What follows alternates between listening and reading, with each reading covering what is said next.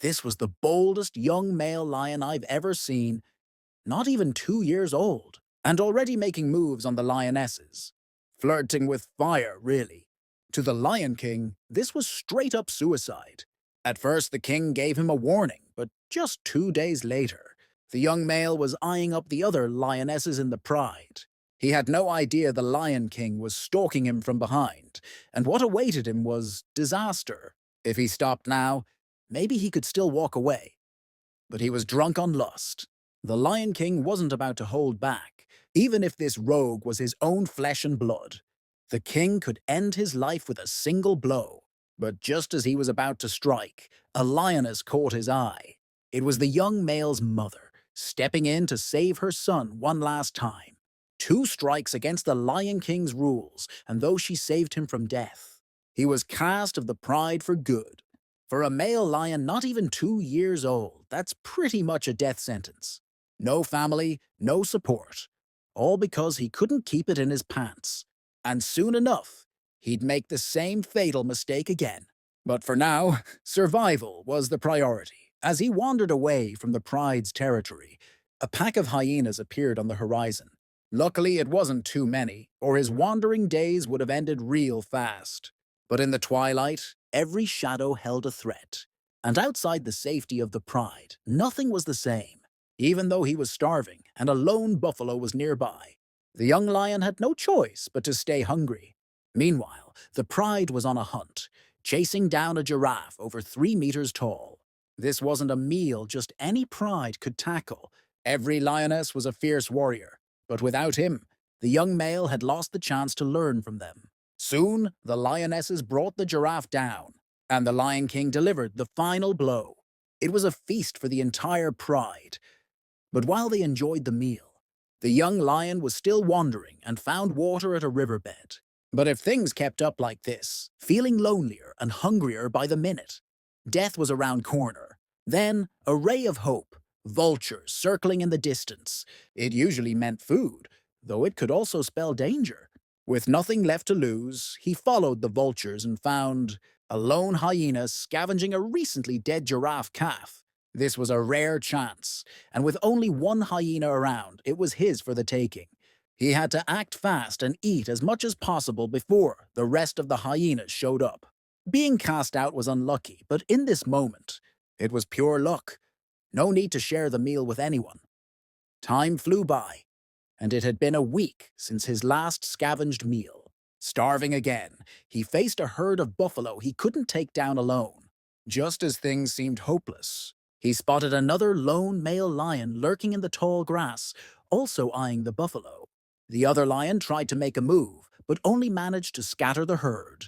Now, the young male had a choice: stay on the sidelines or join in. As the buffalo entered a soft kill zone, the decision was clear. They teamed up. Together, they picked off a straggler, and working in sync, they pulled off an impressive ambush. The buffalo didn't stand a chance. Took tight cooperation to bring the buffalo down. But these 2 young males, strangers at first, worked together like they'd been doing it for years. The buffalo's fate was sealed. With their youthful energy, the lions wouldn't give up this feast. Soon the buffalo was exhausted, and with its nose and mouth bitten shut, it gave up the fight.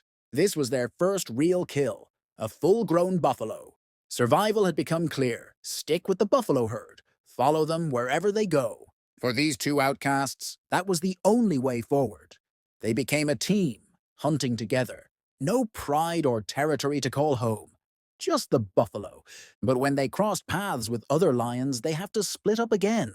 A year passed and the once young lion had grown a thick mane, becoming more confident but still alone. That is, until he came across a lioness during his travels, ending his lonely streak. But before chasing the girl, he should have checked her background. Lions don't care about that, though. The territory he'd wandered into was ruled by 3 dominant males. Messing with their lionesses was a huge mistake. The wandering male had no clue that danger was closing in. He spent 3 days and nights with the lioness, oblivious to the threat. On the 4th morning, as they were still entwined, the danger arrived. The 3 kings tracked them down by scent, catching the wanderer red-handed. The lioness knew the score. and quickly left to avoid getting caught up in the fight. But the fight was inevitable, and the Wanderer was trapped. This scene felt all too familiar, except this time the opponents were three Lion Kings, and his old man wasn't one of them. Knowing he was in the wrong, the fury of the cuckolded kings was undeniable, and they were out for blood. They circled him, and there was no escape. The wandering male was terrified, but years of surviving as an outcast had toughened him up, and now there was no way out. Even as the three kings closed in, he fought back with a strength they didn't expect. Despite being pinned down, he held his ground, forcing them to back off. This battle-hardened rogue lion, all on his own, fought his way out of the mess. The three kings, though salty about it, could only give him a token warning before backing off. One of the kings was left bleeding from the nose and mouth. Though they were furious, survival mattered more than pride. In the end, the kings marked their territory and left, defeated but alive.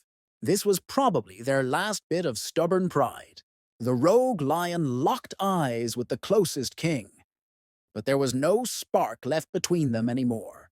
The Wanderer, though covered in wounds, had survived, but the injuries could be fatal. He couldn't afford to stop. He had to keep moving. On his worst day, his former pride was also falling apart. Since the Lion King's mysterious disappearance, the older lions had left to form their own prides, leaving only one injured lioness behind. Too weak to hunt or feed her last cub, the era was over. The cub was so hungry it was nothing but skin and bones. 5 years later, the young male, once exiled, had grown into a full-fledged lion.